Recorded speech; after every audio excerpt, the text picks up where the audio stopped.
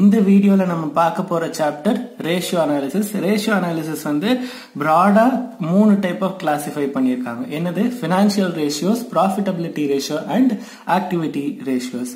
சரி, financial ratios are further classified into 2 types, that is short term solvency and long term solvency.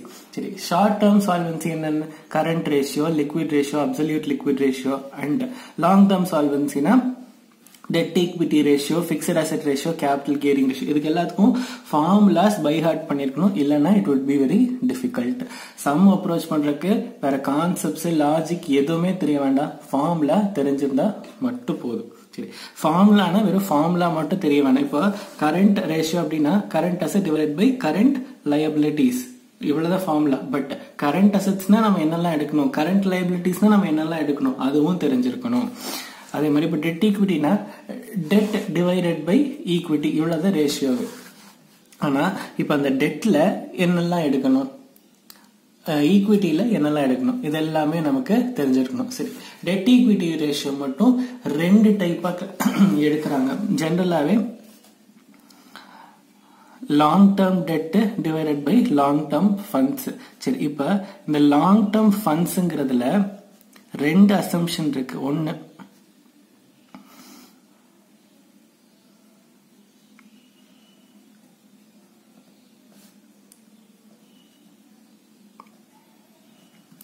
அதாவது டினாமினேட்டர்ல debt divided by equity தான் எடுப்பாங்க. ஆனா sometimes denominator long term funds எடுத்துட்டு debenture plus equity, டினாமினேட்டர்ல ஈக்விட்டியும் consider பண்ணுவாங்க. சி, இங்க long term debt divided by shareholders funds இப்படி கொடுத்துட்டாங்கன்னா இட் இஸ் ஒன்லி ஈக்விட்டி. அதே long term debt divided by long term funds கொடுத்துட்டு அது டிபெஞ்சர் பிளஸ் ஈக்விட்டி, டினாமினேட்டர்ல 2 அசம்ஷன்ல சம் போட்டிருப்பாங்க. கன்ஃபியூஸ் ஆக வேணாம், நம்ம எப்பவுமே இந்த ஃபார்முலா வச்சு சம் போட்டுக்கலாம். கொஸ்டின்ல ஸ்பெசிபிக்கா மென்ஷன் பண்ணியிருந்தா மட்டும் இந்த ஃபார்முலாக்கு போய்க்கலாம். இஃப் நாட் நம்ம டிபெஞ்சர் டிவைடட் பை ஈக்விட்டி மட்டுமே வச்சு சம் போட்டுக்கலாம். சரி, ஆக்டிவிட்டி ரேஷியோஸ் எல்லாம் என்னது? இந்த டர்ன் ஓவர் ரேஷியோஸ் எல்லாமே ஆக்டிவிட்டி ரேஷியோஸ் தான். Profitability ratio, cross profit ratio, operating profit ratio, net profit ratio, இதெல்லாம் வந்து ப்ராஃபிட்டபிலிட்டி ரேஷியோ. சரி, ஃபார்முலாஸ் பை ஹார்ட் பண்ணிக்கோங்க, பிடிஎஃப் ஷேர் பண்றேன், அதுல இருந்து பார்த்து ஃபார்முலாஸ் பை ஹார்ட் பண்ணிக்கோங்க. இப்போ நம்ம சம்ஸுக்கு போலாம். ஓகே, ஃபர்ஸ்ட் சம்ல என்ன கேக்குறாங்க? Calculate debtors turnover ratio and average collection period. அதுக்கான டீடைல்ஸ் எல்லாமே கொடுத்துட்டாங்க. என்னெல்லாம் டீடைல்ஸ் கொடுத்துருக்காங்க? ஓப்பனிங் க்ளோசிங் டெட்டாஸ் கொடுத்துருக்காங்க, கேஷ் சேல்ஸ் கொடுத்துருக்காங்க, டோட்டல் சேல்ஸ் கொடுத்துருக்காங்க, அதில் கேஷ் சேல்ஸ் எவ்வளோ, கிரெடிட் சேல்ஸ் எவ்வளோன்னு ப்ரப்போர்ஷன் கொடுத்துட்டாங்க. சரி, first debtors turnover ratio. Debtors turnover ratio formula என்ன? Credit sales divided by average debtors. நமக்கு இங்க கிரெடிட் சேல்ஸ் தெரியுமா அப்படின்னா எஸ். எப்படி? டோட்டல் சேல்ஸ் வந்து 12 lakh, அதுல 25% கேஷ் சேல்ஸ்னா balance 75% would be credit sales. அதுக்கு தான் ஒர்க்கிங் நோட் நான் இங்கேயே போட்டு காமிச்சிருக்கேன், ஒர்க்கிங் நோட் பார்த்துக்கோங்க. So credit sales is 9,60,000 divided by average debtors. Average debtors என்னது? ஓப்பனிங் டெட்டாஸ் எவ்வளோ இருக்குது? ஓப்பனிங் டெட்டாஸ் வந்து இங்க அட்ஜஸ்ட்மெண்ட் மாதிரி கொடுத்துட்டாங்க. சரி, க்ளோசிங் டெட்டாஸ் எவ்வளவு இருக்கு? 2 lakh. Excess of closing debtors over opening debtors is ₹80,000. அதாவது க்ளோசிங் டெட்டாஸ் வந்து ஓப்பனிங் டெட்டாஸை விட 80,000 அதிகமா இருக்கு. So opening debtors would be 2 lakh minus 80,000, that is 1,20,000. இப்போ நமக்கு இங்க டினாமினேட்டர்ல என்ன வேணும்? ஆவரேஜ் டெட்டாஸ் வேணும். So opening debtors plus closing debtors divided by 2, that is 1,20,000 plus 2 lakh divided by 2, that is 1,60,000. So divided by 1,60,000. So my debtors turnover ratio is 6 times. அடுத்தது average collection period. Average collection period formula என்ன? 12 divided by debtors turnover ratio. See, monthsல express பண்ணனும்னா தான் 12, அதே daysல express பண்ணனும்னா 365, weeksல express பண்ணனும்னா 52. So இங்க 365 எடுத்துக்கலாம், இல்ல 316 சம்டைம்ஸ் அசம்ப்ஷன் பண்ணி எடுத்துப்பாங்க and 52 வீக்ஸ்னு எடுத்துக்கலாம். இட் டிபெண்ட்ஸ் நமக்கு எதுல ஆன்சர் வேணுமோ அதை பேஸ் பண்ணி நம்ம நியூமரேட்டரை மாத்திக்குவோம். Divided by debtors turnover ratio. debtors turnover ratio எவ்வளோ 6. ஸோ இங்கே 12 divided by 6, that is answer 2 months. So average collection period ன்னு கேட்டதுனால இங்க units months. debtors turnover ratio எப்பவுமே டைம்ஸ்ல தான் எக்ஸ்பிரஸ் பண்ணணும். ஓகே, அடுத்தது calculate debt equity ratio. debt equity ratio formula என்ன? debt divided by equity. debtனா என்னது? எல்லா லாங் டர்ம் ஃபண்ட்ஸையுமே நம்ம அங்க எடுத்துப்போம். சரி, என்னெல்லாம் லாங் டர்ம் ஃபண்ட்ஸ்? இங்க debenture long term liability, creditor it is not a long term liability. அதே long term loans yes it is a long term liability. Share capital அது ஈக்விட்டிக்கு போயிடும். ஸோ இது ஈக்விட்டி. ரிசர்வ் ஃபண்ட்ஸும் ஈக்விட்டி ஷேர் ஹோல்டர்ஸோடது. அடுத்தது preliminary expenses. preliminary expenses வந்து equity share holders ஃபண்ட்ஸ்ல இருந்து we have to deduct. Okay, சரி இப்போ பார்ப்போம். டெட்டுக்கு ரெண்டு item, that is 4 lakh and 8 lakh, that is 12 lakh. அடுத்தது ஈக்விட்டிக்கு share capital plus reserve minus preliminary expenses. இங்க கால்குலேஷன் காமிச்சிருக்கேன். ஸோ டெட் எவ்வளோ? 12 lakh divided by 3 lakh. So debt equity ratio is 4 times. Okay.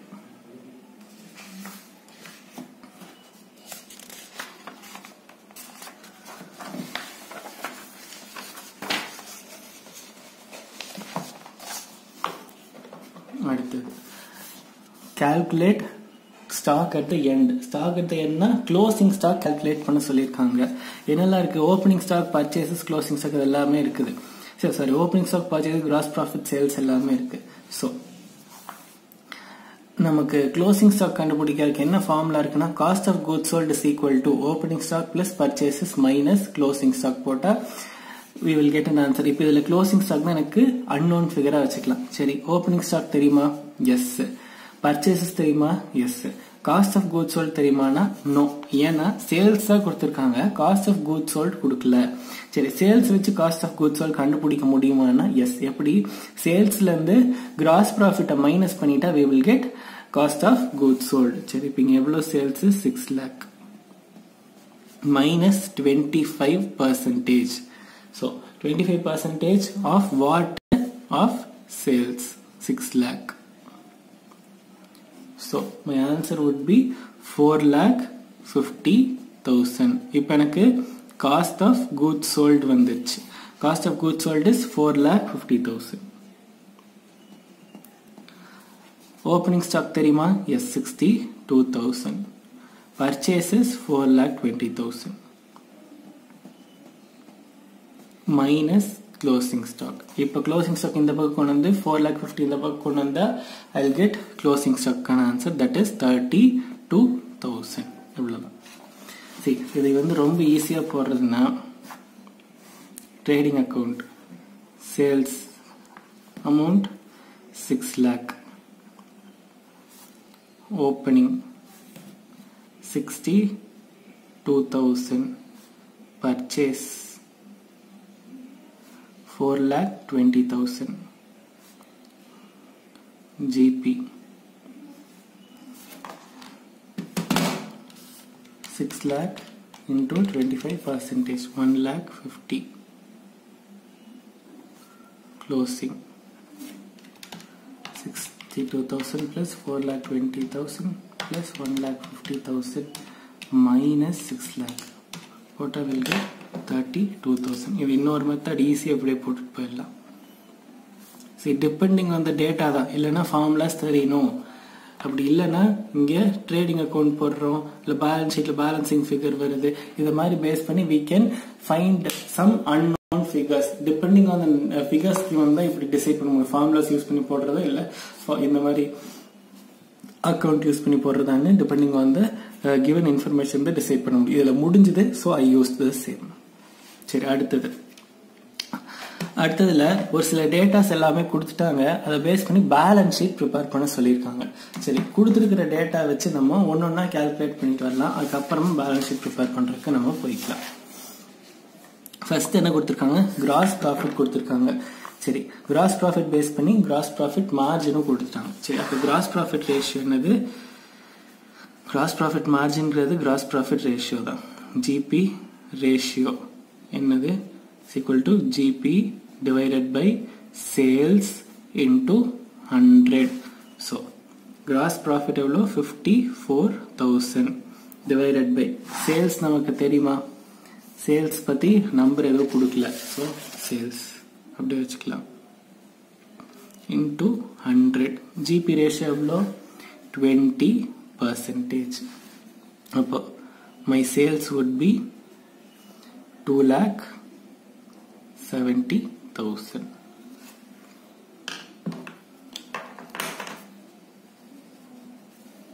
Okay, அடுத்தது இந்த sales கண்டுபிடிச்சதுக்கு அப்புறம் இங்க பார்த்தா கிரெடிட் சேல்ஸும் டோட்டல் சேல்ஸ்க்கான ரேஷியோ கொடுத்துருக்காங்க. ஸோ சேல்ஸ் அதுல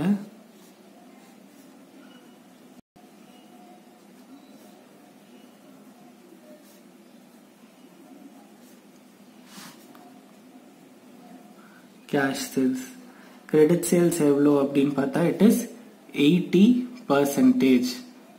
அதாவது 2,70,000 டோட்டல் சேல்ஸ் இன்டூ 80%. இங்கே அப்போ balance 20% would be cash sales. So 2,70,000 into 20% எவ்வளோ வரும், 2,16,000. இங்கே 54,000. So credit sales 2,60,000, cash sales 54,000. வேற என்ன ரேஷியோ கொடுத்துருக்காங்க, அசெட் டர்ன் ஓவர் ரேஷியோ கொடுத்துருக்காங்க. So asset turnover ratio is equal to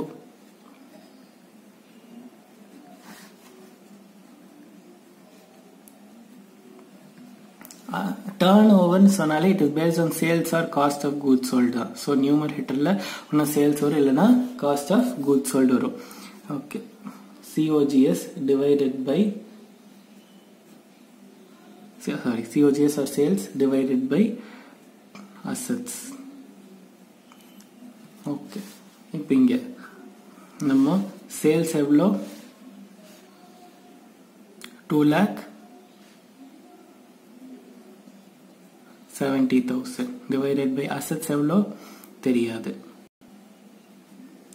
equal to asset turnover ratio is 0.3. So இப்போ இது மேலே போயிட்டு இது கீழே வந்துச்சுன்னா my assets would be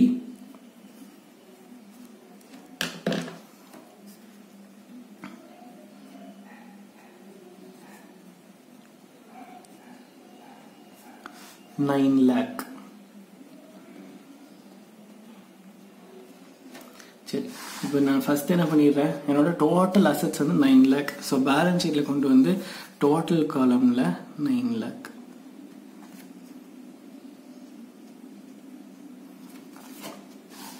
okay, அடுத்து என்ன ரேஷியோ கொடுத்துருக்காங்க, inventory turn over ratio.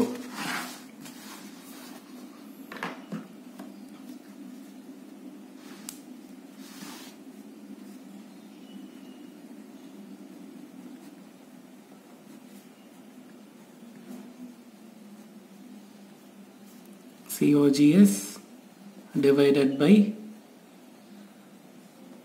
inventory. சரி, நமக்கு COGS தெரியுமா?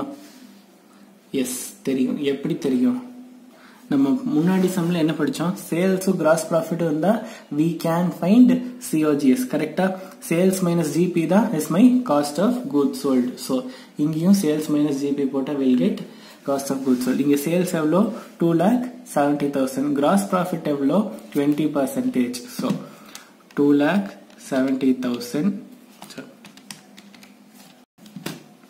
மைனஸ் 20% போட்டா 2,16,000. நான் டைரக்டா சப்ஸ்டிட்யூட் பண்ணிடுறேன்.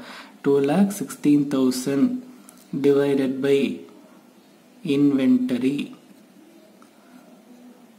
which is equal to inventory turnover ratio 4. inventory is equal to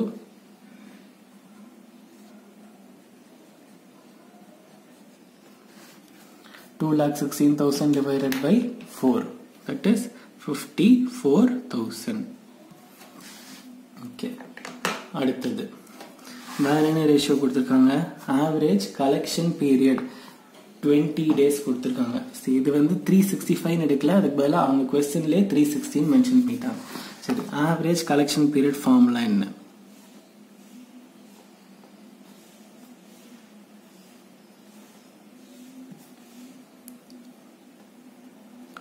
360 divided by debtors turnover ratio. Okay, அதை எடுத்து substitute பண்ணா 360 divided by credit sales, இங்க கீழவே divided by debtors வரும். ஏன் debtors debtors ratio வந்து credit sales divided by average debtors the formula. So இங்க denominator இங்க 360 divided by credit sales divided by average debtors வரும். அதனால நான் அதை numeratorக்கு கொண்டு போயிடுறேன். That is into average debtors. Okay, இப்போ 360 divided by credit sales எனக்கு தெரியுமா? Yes, 2,16,000 divided by 2,16,000 into debtors equal to எவ்வளோ? 20 days.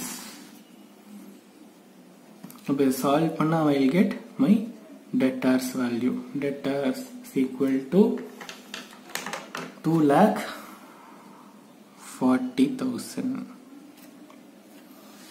Okay. வேற என்ன ரேஷியோ கொடுத்திருக்காங்க? கரண்ட் ரேஷியோ கொடுத்திருக்காங்க, அதுக்கப்புறம் long term dead to equity ratio கொடுத்திருக்காங்க. சரி, ஃபர்ஸ்ட் இருக்கிற இதெல்லாம் முதல்ல எடுத்து சப்ஸ்டியூட் பண்ணிடலாம், அதுக்கப்புறமா சம் ப்ரொசீட் பண்ணலாம். சரி, டெட்டாஸ் நமக்கு தெரியும் 2,40,000. வேற என்ன டீடைல்ஸ் எனக்கு தெரியும்? இன்வென்ட்ரி தெரியும், that is 54,000. Okay,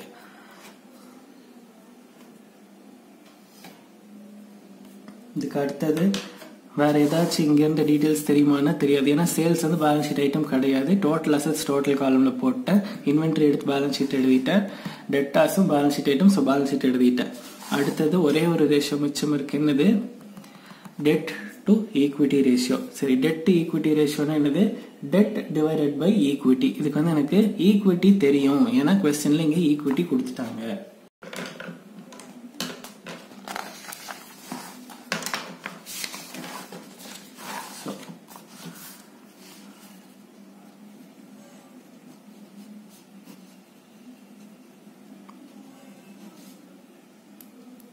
equal to dead எவ்வளோ தெரியாது, ஈக்விட்டி எவ்வளோ क्वेश्चनல கொடுத்துருக்காங்க? 6 lakh. So 6 lakh. Current ratio balance இருக்கு. So 6 lakh equal to 40%. So debt is equal to, அதாவது long term debt is equal to 6 lakh into 40%. So debt is equal to 2,40,000. இந்த எடுத்து கையோட balance sheet எழுதிடலாம். எனக்கு என்ன தெரியும்? ஈக்விட்டி தெரியும் 6 lakh, டெட் தெரியும் 2,40,000. ஸோ பேலன்ஸ் இருக்கிறது கிரெடிட்டார்ஸ் ஆர் கரண்ட் லயபிலிட்டி, இதுதான் பேலன்ஸ் இருக்கும். ஸோ எனக்கு டோட்டல் தெரியும், அதனால I will keep this current liability or creditors as balancing figure. சரி, அதுக்கு என்னது? 9 lakh minus 6 lakh minus 2,40,000. So என்னோட creditors is going to be 60,000.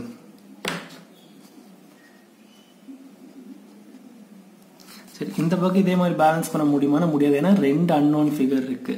சரி, அப்படியே இல்லைனாலும் நமக்கு கண்டிப்பா பிக்சட் அசெட் தெரிஞ்சே ஆகணும். ஸோ அதாவது இங்க ஃபார்மேட் கொடுத்துட்டு இருந்தா எனக்கு 2 அன்னோன் ஃபிகர்னு ஞாபகம் வச்சுக்காதீங்க. இங்க வந்து கண்டிப்பா பிக்சட் அசெட் தெரிஞ்சாகணும். பிக்சட் அசெட் கரண்ட் அசெட்னு கூட சம் அப் பண்ணி எழுதிடலாம். பிக்சட் அசெட் தான் பேலன்ஸ் ஷீட் போட முடியாது. ஸோ பிக்சட் அசெட் தெரியணும். அண்ட் இங்க ஒரு ரேஷியோ பேலன்ஸ் இல்லைன்னா நான் டைரக்டா எடுத்து பிக்சட் அசெட்னு கூட எழுதிடுவேன். இங்க ஒரு ரேஷியோ வேற பேலன்ஸ் இருக்கு. ஸோ அது என்னன்னு செக் பண்ணிட்டு அதுக்கப்புறமா நம்ம பண்ணலாம். ஸோ கரண்ட் ரேஷியோ இது current asset divided by current liability that is equal to 1.8. Current asset தெரியுமா?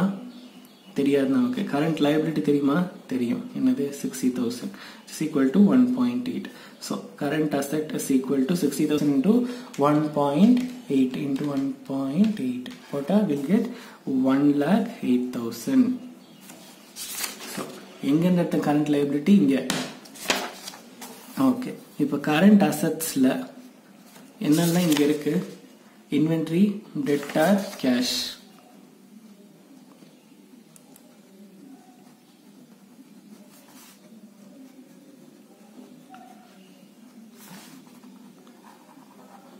which is equal to 1,08,000. inventory எவ்வளோ? 54,000. இது 2 lakh. sorry, 1 second. இங்க debtors amount தப்பா இருக்கு. இங்க calculationே தப்பா போட்டிருக்கேன். என்னன்னா debtors வந்து 20 into 2,16,000 divided by 360 போட்டா will get only 12,000.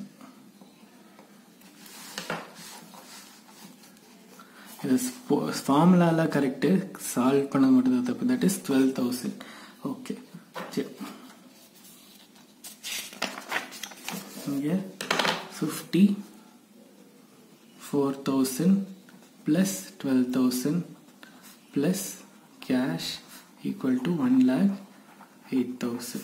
that is equal to 1,08,000 minus 54,000 minus 12,000. I'll get cash is 42,000.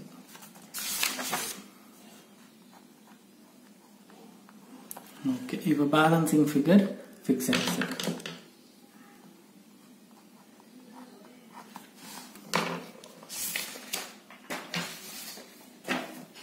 எவ்வளோ வரும்? 7,92,000.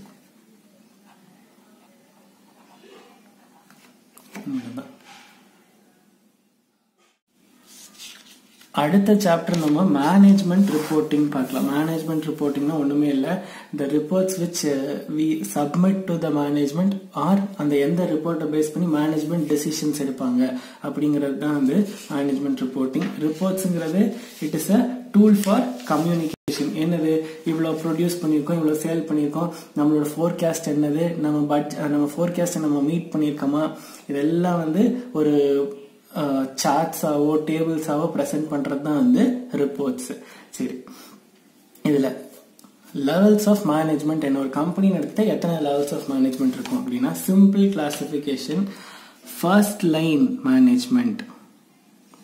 ஃபர்ஸ்ட் லைன் மேனேஜ்மெண்ட்னா லோவர் லெவல் மேனேஜ்மெண்ட். அதுக்கப்புறம் மிடில் லெவல் மேனேஜ்மெண்ட், அதாவது middle level management. And last one top management.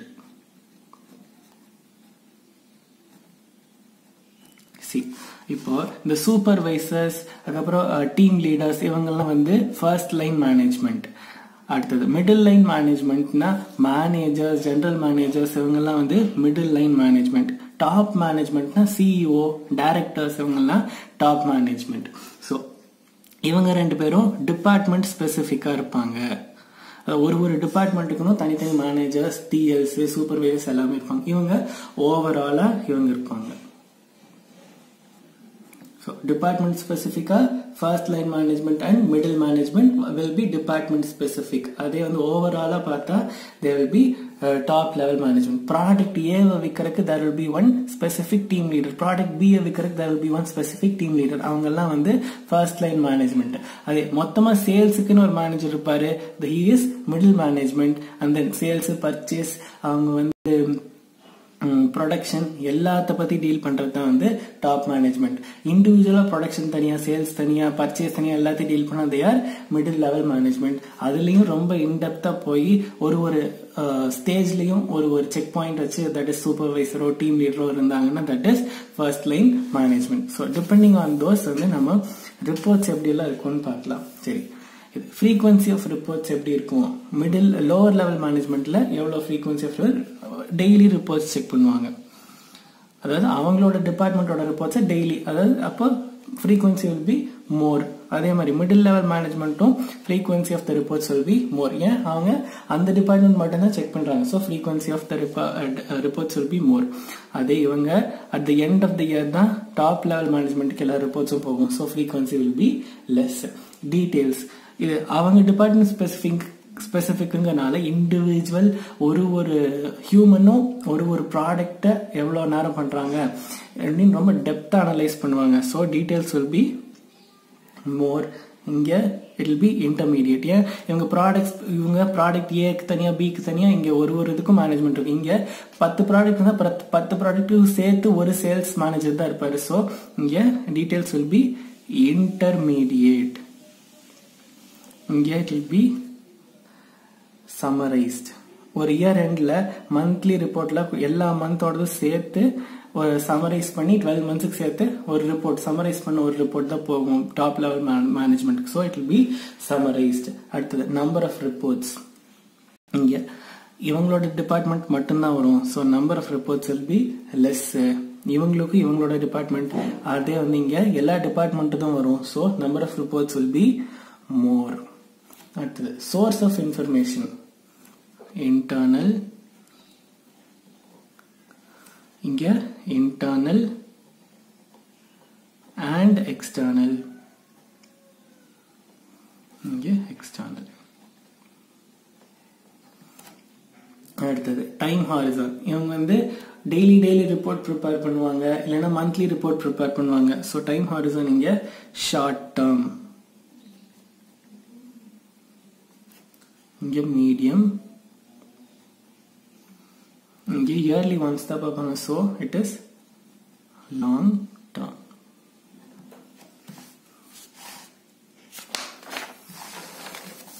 அடுத்தது meaning, needs, classification அதெல்லாம் கொடுத்துருப்பேன். ஐ மீன் challenges, objectives அதெல்லாம் இங்க ஸ்பெசிஃபை பண்ணிக்கோ. சும்மா ஒரு வாட்டி ரீட் பண்ணிக்கோங்க. இங்க நம்ம general principles of report presentation பார்க்கலாம். ரிப்போர்ட் பிரசன்டேஷன் எப்படி இருக்கணும் அப்படின்னா, நார்மலா ஒரு லெட்டர் பேட் ஞாபகம் வச்சுக்கோங்க. அதுல என்னெல்லாம் இருக்கும்? ஃபர்ஸ்ட் டைட்டில் இருக்கும்,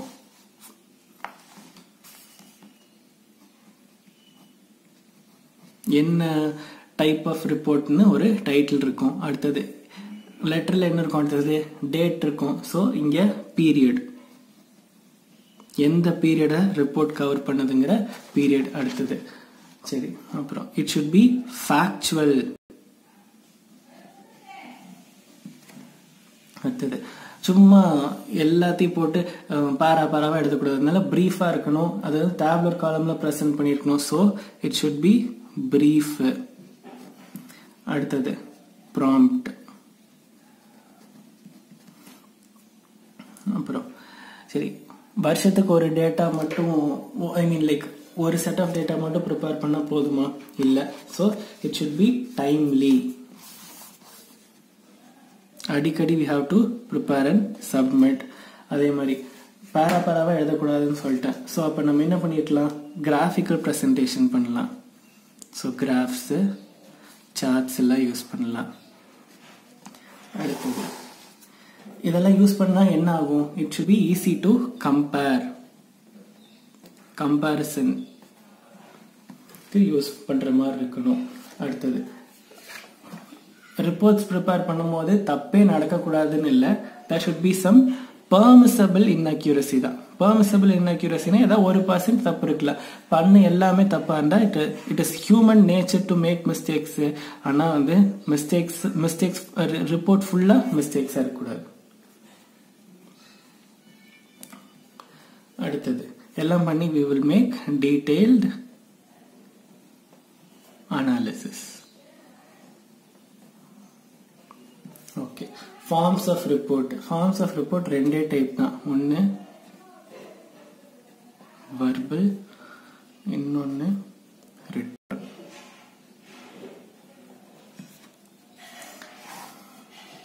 ஓரலாவும் சொல்லலாம், அதான் verbal. இன்னொன்னு if we are giving it in a written format, that is written. சரி, attributes of information. இன்ஃபர்மேஷன் எப்படியெல்லாம் இருக்கணும், இன்ஃபர்மேஷன் கரெக்டா ப்ராம்ப்டா டைம்லியா இருக்கணும். அடுத்தது அக்யூரேட்டா இருக்கணும், தப்பா இருக்கக்கூடாது இன்ஃபர்மேஷன் ரிப்போர்ட். அதே மாதிரி அந்த பீரியடுக்கு ரெலவெண்டா இருக்கணும். அதுக்கப்புறம் அப் டு டேட்டா இருக்கணும்.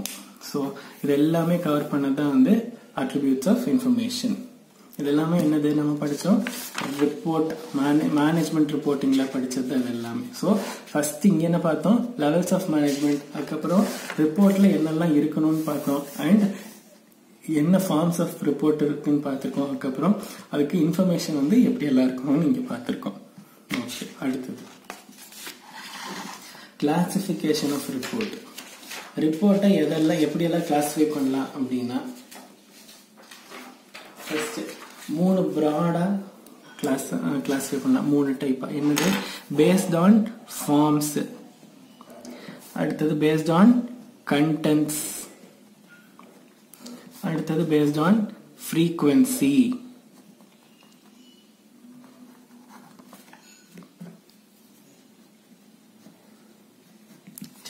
ஃபார்ம் பேஸ் பண்ணி எப்படி கிளாசிஃபை பண்ணலாம் அப்படின்னா, ஃபர்ஸ்ட் டிஸ்கிரிப்டிவ், எல்லாமே ரிட்டனா இருந்துச்சுன்னா அது டிஸ்கிரிப்டிவ். அதே டேபிள் ஃபார்ம்ஸ் எல்லாம் போட்டிருந்தா தட் இஸ் டேபுலர். சார்ட்ஸ் எல்லாம் யூஸ் பண்ணி தான் நம்ம கிராஃபிக்கல்னு கிளாசிஃபை பண்ணிக்கலாம். அடுத்தது கண்டென்ட்ஸ், எந்த ஏரியாவை நம்ம டீல் பண்றோங்கிறது தான் கண்டென்ட்ஸ். ப்ரொடக்ஷனா, சேல்ஸா, அதே காஸ்ட், ஃபினான்ஸ். இந்த கிளாசிபிகேஷன் வந்து இன்னும் ப்ராடா கிளாசிஃபை ஆகிட்டே போகும். புக்ல இவ்வளவுதான் இருக்கு. So I am covering only these. அடுத்தது ஃப்ரீக்வன்சி, ரெகுலரா நம்ம ரிப்போர்ட் கொடுத்தா that is a routine report. அதே வந்து ஸ்பெஷல் ஏதாச்சும் இப்படி நடந்ததுனால, ஒரு ஆக்சிடென்ட் நடந்ததுக்காக ஒரு ரிப்போர்ட் ப்ரிப்பேர் பண்ணோம்னா that will be a special report.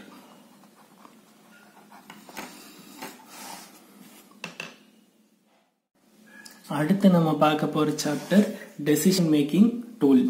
Decision making டூல்ல இது வந்து it is based on marginal costing தான். டெசிஷன் மேக்கிங் டூல் ஃபுல்லாவே it is mostly based on marginal costing தான். சரி, அதுக்கு ஃபர்ஸ்ட் நமக்கு என்ன தெரிஞ்சிருக்கணும், ஒரு ஈக்குவேஷன் தெரிஞ்சிருக்கணும். என்னது, sales minus variable cost gives you contribution, contribution less fixed cost gives you profit. இந்த equation is very very very very important. இங்க இவ்வளோ ஃபார்முலாஸ் இருக்கு. இந்த ஃபார்முலாஸ் எல்லாமே பை ஹார்ட் பண்ணலனாலும் இந்த ஈக்குவேஷன்ல சப்ஸ்டியூட் பண்ணிய 99% ஆஃப் த ப்ராப்ளம்ஸ் போட்டுடலாம். அதனால இந்த ஈக்குவேஷன் இஸ் வெரி இம்பார்ட்டன்ட். அடுத்தது இங்க பிவி ரேஷியோ. பிவி ரேஷியோவை இன்னொன்னு சொல்லுவாங்க, என்னது, கான்ட்ரிபியூஷன் ரேஷியோன்னு கொஸ்டின்ல மென்ஷன் பண்ணிருப்பாங்க. So PV ratio, contribution ratio is all one and the same. அதுக்கு ஃபார்முலா கொடுத்துருக்காங்க. என்ன formula, contribution divided by sales into 100, or இன்னொரு formula difference in profit divided by difference in sales into 100. அடுத்தது break even point. break even point னா என்ன, no profit or no loss point.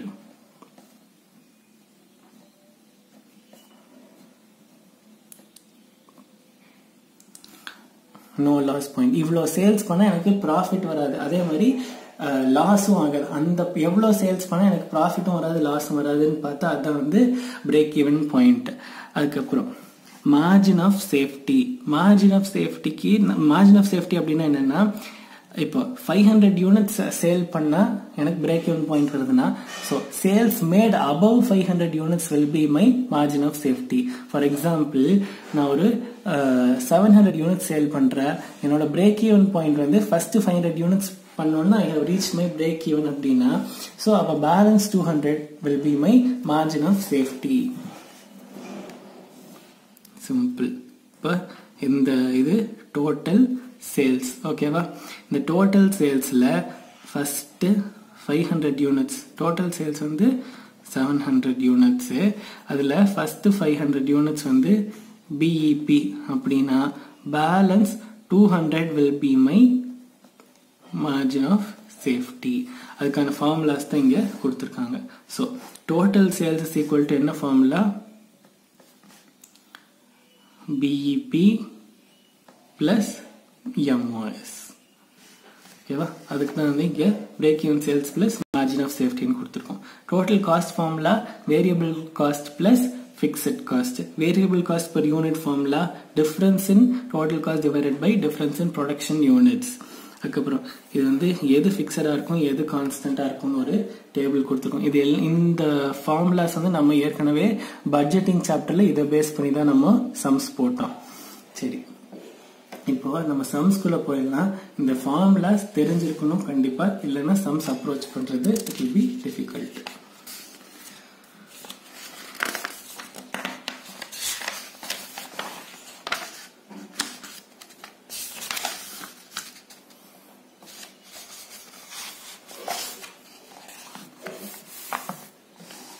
Okay, first sales கொடுத்திருக்காங்க, variable cost கொடுத்திருக்காங்க, fixed cost கொடுத்திருக்காங்க, கான்ட்ரிபியூஷனும் ப்ராஃபிட்டும் கண்டுபிடிக்க சொல்லியிருக்காங்க.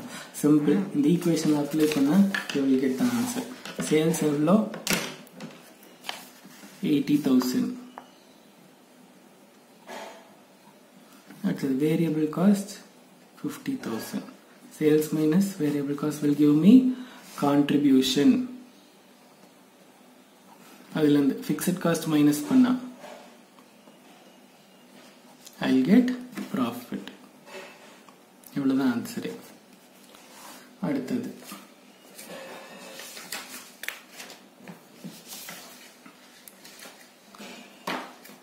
per unit selling price கொடுத்திருக்காங்க, variable cost per unit கொடுத்திருக்காங்க. நான் எடுத்து முதல்ல ஈக்குவேஷன்ல சப்ஸ்டிட்யூட் பண்ணிடுறேன். 50 30 so I'll get contribution per unit எனக்கு கிடைச்சிரும். அடுத்தது firm is selling 1000 units ன்னு சொல்லிட்டாங்க and fixed cost வந்து 12,000 rupees. see per unit cost வந்து இது, ஆனா fixed cost மட்டும் total cost தான் கொடுத்திருக்காங்க. so 12,000. ஓகே, என்ன கேட்டிருக்காங்க? ஃபர்ஸ்ட் PV ரேஷியோ கேட்டிருக்காங்க. PV ரேஷியோ என்னது? Contribution divided by sales into 100. இங்க கான்ட்ரிபியூஷன் எவ்வளோ? 20 divided by 50 into 100 that is 40%. Okay, அடுத்தது வேற என்ன கேட்டிருக்காங்க? கான்ட்ரிபியூஷன் கேட்டிருக்காங்க. கான்ட்ரிபியூஷன் நமக்கு தெரியும் 20. அடுத்தது ப்ராஃபிட் கேட்டிருக்காங்க. ப்ராஃபிட் வேணும்னா எனக்கு கால்குலேட் பண்ணணும். சரி, எப்படி கால்குலேட் பண்ணலாம்?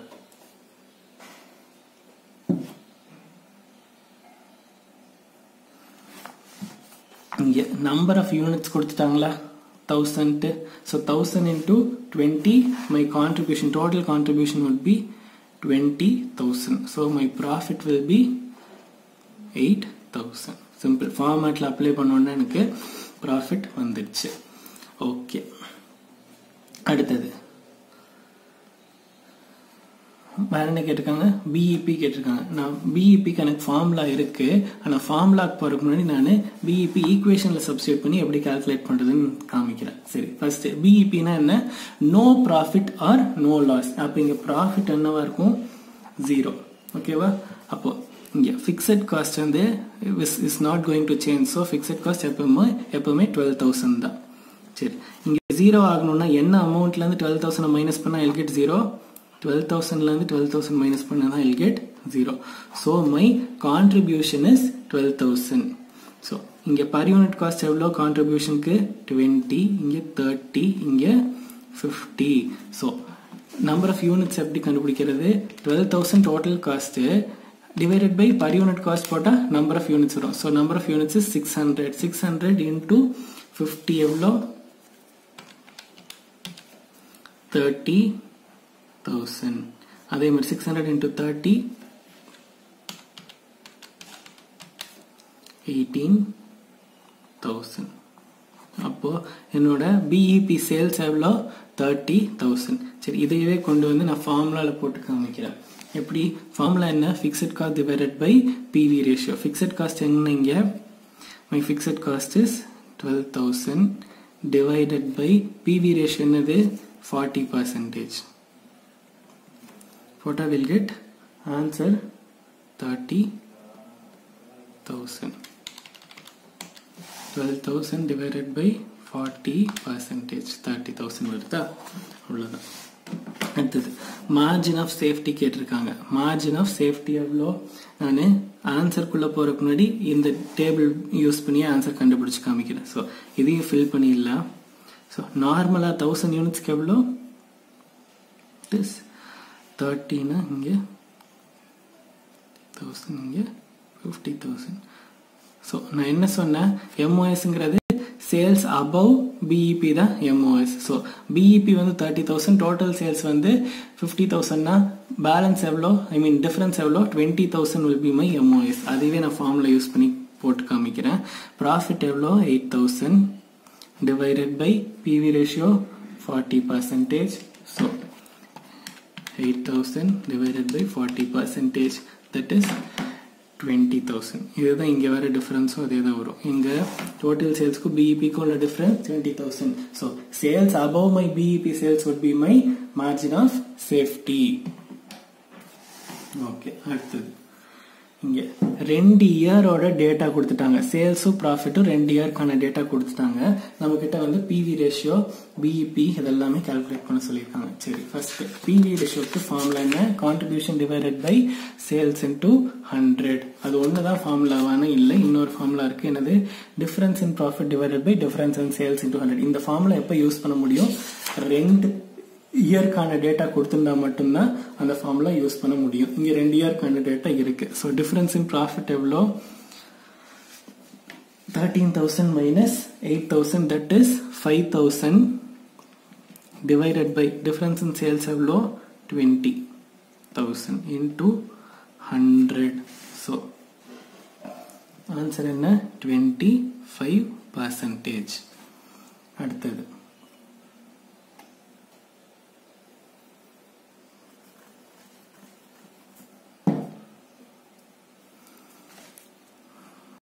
பிவி ரேஷியோ கண்டுபிடிச்சது. அடுத்தது பிரேக் ஈவன் பாயிண்ட் கேட்டிருக்காங்க. பிரேக் ஈவன் பாயிண்ட்னாலே நமக்கு என்னது? Profit is going to be 0. Fixed cost நமக்கு இங்க தெரியுமா? ஃபிக்ஸட் காஸ்ட் நமக்கு இங்க தெரியாது. அதனால நம்ம என்ன பண்ணிடலாம்? ஃபர்ஸ்ட் இருக்கிற செட் ஆஃப் டேட்டாவை சப்ஸ்டியூட் பண்ணி, இங்க இருக்கிற செட் ஆஃப் டேட்டாவை சப்ஸ்டியூட் பண்ணி நான் ஃபர்ஸ்ட் ஃபிக்ஸட் காஸ்ட் கண்டுபிடிச்சிடறேன். ஃபர்ஸ்ட் நான் 1,40,000 and 13,000 எடுத்துக்கிறேன். 1,40,000 is my sales. So sales வந்து 1,40,000. 1,40,000 சேல்ஸ் பண்ண எனக்கு எவ்வளோ ப்ராஃபிட் வரும்? 13,000. ஓகே, இப்போ எனக்கு இங்கே என்னது? பிவி ரேஷியோ இருக்கு. பிவி ரேஷியோங்கிறது contribution divided by sales into 100. அதாவது சேல்ஸில் 25% வில் பி மை கான்ட்ரிபியூஷன். அதுதான் வந்து பிவி ரேஷியோட மீனிங். ஸோ சேல்ஸில் 25%னா 1,40,000ல் 25% contribution, that is 35,000. So profit 13,000. What will be my fixed cost? 22,000. Okay, இப்போ பிஇபி கண்டுபிடிக்கிறதுக்கு எனக்கு ஃபிக்ஸட் காஸ்ட் தெரியும் 22,000. எஸ், இப்போ அப்படியே ரிவர்ஸில் போயிடலாம். இங்கே 22,000 தான் இருக்க முடியும். அப்போ தான் எனக்கு ஃபைனல் ஆன்சர் 0. ஓகே, இங்கே 25%. What is my 100%? எப்படி கால்குலேட் பண்ணுவோம்? 22,000 divided by 25%. So it is 88,000. சரி, இது கஷ்டமா இருந்துச்சு, அது எனக்கு புரியல. ரிவர்ஸ் கால்குலேஷன் போறோம். அப்படி இப்படின்னா எனக்கு என்ன தெரியும்? ஃபிக்ஸட் காஸ்ட் தெரியும் 22,000. பிஇபி ஃபார்முலா என்ன? Fixed cost divided by PV ratio. So fixed cost எவ்வளோ? 22,000 divided by 25%, which is equal to 88,000. See, இதெல்லாம் கஷ்டமா இருந்துச்சுன்னா ஃபிக்ஸட் காஸ்ட்டை கண்டுபிடிச்சிட்டு ஃபார்முலால அப்ளை பண்ணா I will get my answer. இதனால இதில் உட்காந்து இது புரியலன்னு சொல்லி கன்ஃபியூஸ் பண்ணிக்க வேணாம். நான் ஃபார்மேட்டில் போடுறது தான் அதுவும் ஒரு மெத்தட் இருக்குங்கிறதுக்காக தான் ஃபார்மேட்டில் போட்டு காமிச்சேன். அடுத்தது sales required to earn desired profit. இங்க என்ன கேட்டிருக்காங்க, profit when sales are 1 lakh. Sorry, okay, அப்போ இது ஃபர்ஸ்ட் முடிச்சிடலாம். சேல்ஸ் வந்து 1,80,000 இருந்தால் ப்ராஃபிட் எவ்வளோன்னு கேட்குறாங்க. So 1,80,000 sales. நமக்கு இங்கே இன்னொரு டீட்டெயில் என்ன தெரியும், ஃபிக்ஸட் காஸ்ட் தெரியும் 22,000. சரி, இப்போ எனக்கு கான்ட்ரிபியூஷன் தெரியுமா, பிவி ரேஷியோ இருக்கனால கான்ட்ரிபியூஷன் கண்டுபிடிச்சிடலாமா. So 1,80,000 into 25%, that is 45,000. The final answer is going to be 23,000. அப்போ sales 1,80,000 இருக்கும்போது என்னோட profit will be 23,000. சரி, இப்போ last question, sales required to earn a profit of 12,000. இப்போ என்னோட desired profit எவ்வளோ, 12,000. அதுக்கு தான் இந்த formula, fixed cost plus desired profit divided by PV ratio. சரி, fixed cost எனக்கு தெரியுமா, இங்க 22,000 plus desired profit எவ்வளோ கேட்குறாங்க earn பண்ண சொல்லி, 12,000.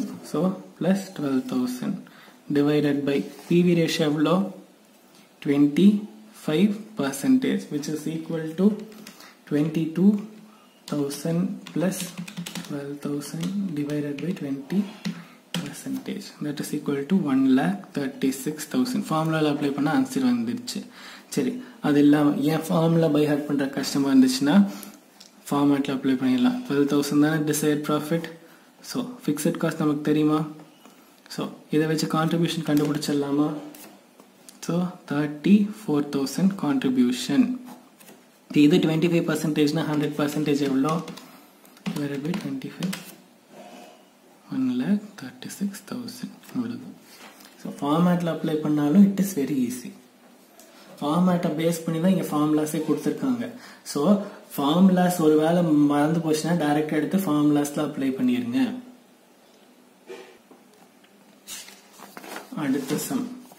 அடுத்தது direct material, labour, fixed overheads எல்லாமே கொடுத்துருக்காங்க. என்ன கேட்குறாங்க, பிரேக் ஈவன் பாயிண்ட் கேட்டிருக்காங்க. சரி, இதில் செல்லிங் ப்ரைஸ் எவ்வளோ, 10, அதில் ட்ரேட் டிஸ்கவுண்ட் 5% கொடுத்துருக்காங்க, தட் இஸ் 0.5. ஏன் 5% 0.5 எடுக்கிறோம், 10ல் 0.5 into 5% is 0.5. அது 10ல் 5% போடணும். So my selling price will be 9.5. ஓகேவா. அடுத்தது இப்போ டைரக்ட் மெட்டீரியல், டைரக்ட் லேபர், இதுக்கப்புறம் வேரியபிள் ஓவர்ஹெட்ஸ், இது எல்லாமே வேரியபிள் காஸ்டா. ஸோ வேரியபிள் காஸ்ட்னு சொல்லி தனியாக எடுத்து எழுதி direct material, direct labour and variable overheads. அது லெஸ் பண்ணால் ஐல் கெட் கான்ட்ரிபியூஷன். ஃபிக்ஸ்டு அவங்களே கொடுத்துட்டாங்க 10,000. டைரக்ட் மெட்டீரியல் எவ்வளோ, 3, 2 and variable overheads 100% of direct labor. So இதுவும் 2. So contribution will be 9.5 minus 7, that is 2.5. ஓகேவா. இங்கே 10,000 rupees fixed cost கொடுத்துட்டாங்க. BEP கண்டுபிடிக்கிறதுக்கு நமக்கு என்ன formula, fixed cost divided by contribution per unit. substitute பண்ண ஆன்சர் வந்து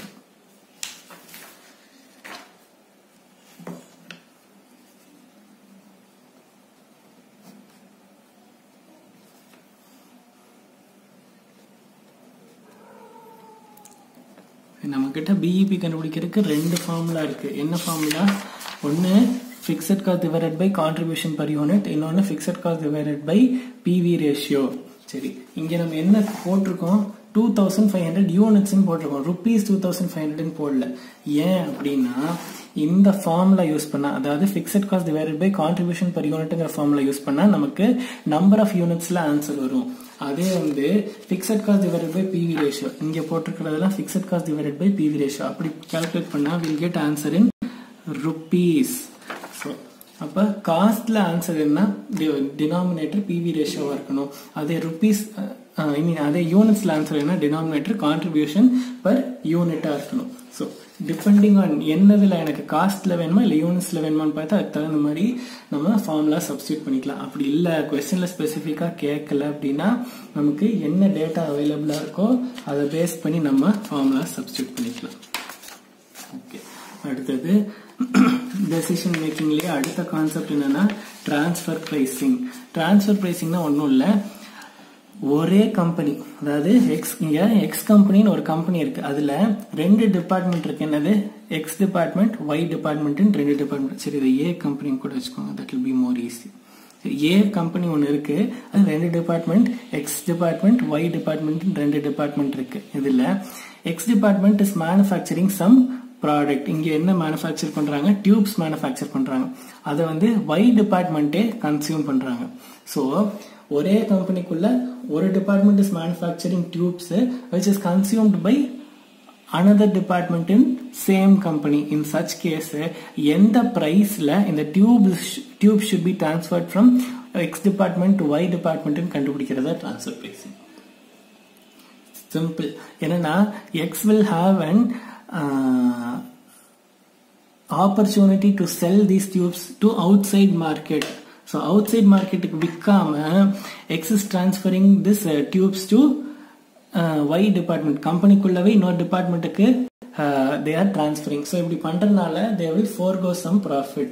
So அப்படிலாம் profit forego பண்றதுனால நமக்கு cost ஃபிக்சேஷன்ல there will be some problem. So அப்ப அந்த ப்ராப்ளம் ஓவர் கம் பண்றதுக்கு தான் we have a concept called transfer pricing.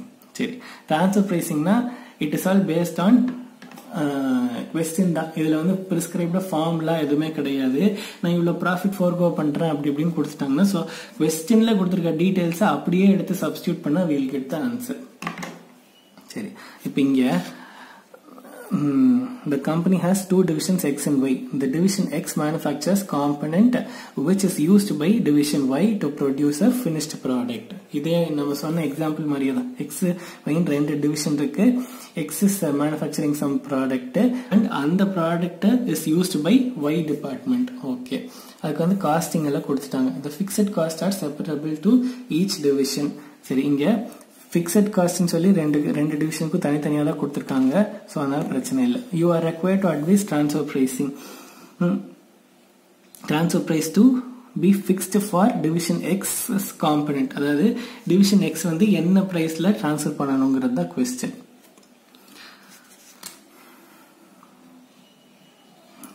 Division X can sell the component in a competitive market for ₹10. என்ன சொல்லிட்டாங்க அப்படின்னா டிவிஷன் எக்ஸ் ஒய்க்கு ஒரு காம்பனன்ட் கொடுக்கறாங்க. இதே காம்பனன்ட்டை அவுட் சைட் மார்க்கெட்டுக்கு வித்தாங்கன்னா ₹10 விற்பாங்க. அது இப்போ எக்ஸ் வந்து ஒய் வந்து சேம் ஃபேக்டரிக்குள்ளவே இருக்கிற இன்னொரு டிபார்ட்மெண்ட், சேம் ஃபேக்டரிக்குள்ள இருக்கிற இன்னொரு டிபார்ட்மெண்ட். ஸோ இப்போ இங்கே என்ன ப்ரைஸ்ல டிரான்ஸ்ஃபர் பண்ணணுங்கிறத கொஸ்டின். ஜென்ரலாக டிரான்ஸ்ஃபர் ப்ரைசிங்கான ஃபார்முலாங்கிறத என்னெல்லாம் கன்சிடர் பண்ணுவோம் அப்படின்னா வேரியபிள் காஸ்ட் கன்சிடர் பண்ணுவோம், இன்னொன்று ப்ராஃபிட் கன்சிடர் பண்ணுவோம். சரி, இங்கே வேரியபிள் காஸ்ட் எவ்வளோ அப்படின்னு பார்த்தா 2,50,000. சரி, 2,50,000 total variable cost. So per unit cost தான் நமக்கு வேணும், divided by number of units எவ்வளோ 50,000 பிளஸ் வெளியில சேல் பண்ணியிருந்தா எவ்வளோ ப்ராஃபிட் வந்திருக்கும் நமக்கு தெரியாது. ஸோ வேரியபிள் காஸ்ட்டுக்கு மேலே இருக்கிறது எல்லாமே ப்ராஃபிட்டாக எடுத்துக்கலாம். ஸோ இங்கே 5 பிளஸ் அப்போ இங்கே எவ்வளோ ருபீஸு, இங்கே வேரியபிள் காஸ்ட் எவ்வளோ 5. So balance profit. So 5. So நான் டிபார்ட்மெண்ட் எக்ஸ்ல இருந்து ஒய்க்கு டிரான்ஸ்ஃபர் பண்ணாலும் I should transfer it at ₹10 தான். ஸோ இந்த டிரான்ஸ்ஃபர் பிரைசிங் பத்தி ரொம்ப எல்லாம் இது பண்ணிக்க வேண்டாம். டிரான்ஸ்ஃபர் பிரைசிங்கிறது ஒரு ரொம்ப சின்ன கான்செப்ட். என்ன, ஒரு டிபார்ட்மெண்ட் சேம் கம்பெனியில் இருக்கிற ஒரு டிபார்ட்மெண்ட் இன்னொரு டிபார்ட்மெண்ட் டிரான்ஸ்ஃபர் பண்ணும்போது என்ன பிரைஸ்ல டிரான்ஸ்ஃபர் பண்ணணுங்கிறது தான் டிரான்ஸ்ஃபர் பிரைசிங். அதுல சிம்பிள் அவுட் சைட் மார்க்கெட்ல எனக்கு என்ன பிரைஸ் வருதோ அந்த பிரைஸ்க்கு தான் நான் டிரான்ஸ்ஃபர் பண்ணுவேன்.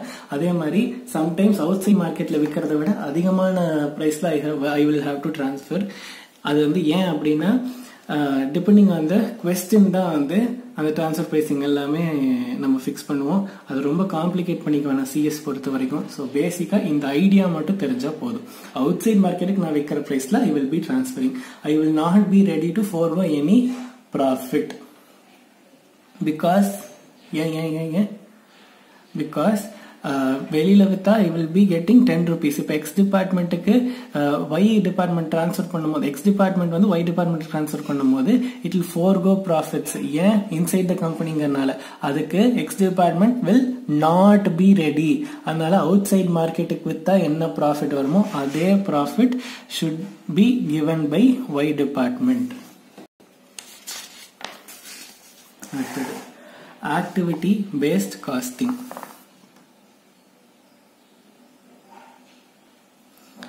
ஆக்டிவிட்டி பேஸ்ட் காஸ்டிங்னா ஒன்றும் காம்ப்ளிகேட்டட்லாம் ஒன்றும் இல்லை, சிம்பிள். என்னன்னா we will be classifying each and every department ஒரு ஆக்டிவிட்டி. என்னன்னா ஃபார் எக்ஸாம்பிள் ப்ரொடக்ஷன் டிபார்ட்மெண்ட் எடுத்தோம்னா ப்ரொடக்ஷன்ல will have research and development, that is an activity. அதுக்கப்புறம் product designing, that is an activity. Raw material procurement, that is an activity. அதுக்கப்புறம் அது storage is an activity. இது மாதிரி வெவ்வேறு types of ஆக்டிவிட்டிஸா we will be classifying. அதே மாதிரி என்னோட ஸ்பேர் பார்ட்ஸ் வந்து எப்படி இருக்கணும், என்னோட இன்ஸ்பெக்ஷன் வந்து எப்படி இருக்கணும், குவாலிட்டி செக் எப்படி இருக்கணும், இதெல்லாமே வெவ்வேறு ஆக்டிவிட்டியாக நம்ம we will classify. அதுக்கப்புறம் அந்த ஒரு ஆக்டிவிட்டிக்கும் எவ்வளோ காஸ்ட் இன்கர் பண்ணுறோம் அப்படின்னு. ஆக்டிவிட்டி பேஸ்ட் காஸ்டிங்கிறது it is a very expensive process. ஏன்னா இன்டெப்தா ஒரு ஆக்டிவிட்டிக்கும் நம்ம எவ்வளோ காஸ்டிங் இன்கர் பண்றோம்னு பாக்குறது தான் ஆக்டிவிட்டி பேஸ்ட் காஸ்டிங். இதுல சம்ஸ் எல்லாம் போட்டா ரொம்ப பெரிய சம்ஸ் தான் வரும். ஸோ ஒன் வேர்ட்ல ஆக்டிவிட்டி பேஸ்ட் காஸ்டிங்ல தியரி பார்ட்ல இருந்தா கொஸ்டின்ஸ் வரும். I have given few theory question, true or false கொடுத்துருக்கேன், fill in the blanks. And இங்க வந்து கிளாசிபிகேஷன் கொடுத்துருக்கேன். என்ன ஹியூமன் ரிசோர்ஸ் மேனேஜ்மெண்ட்னா என்ன லெவல் ஆஃப் ஆக்டிவிட்டி அப்படி இப்படின்னு கிளாசிபிகேஷன் கொடுத்துருக்கேன். ஸோ இதெல்லாம் தான் ஒன் வேர்ட்ஸ்ல வரலாம்.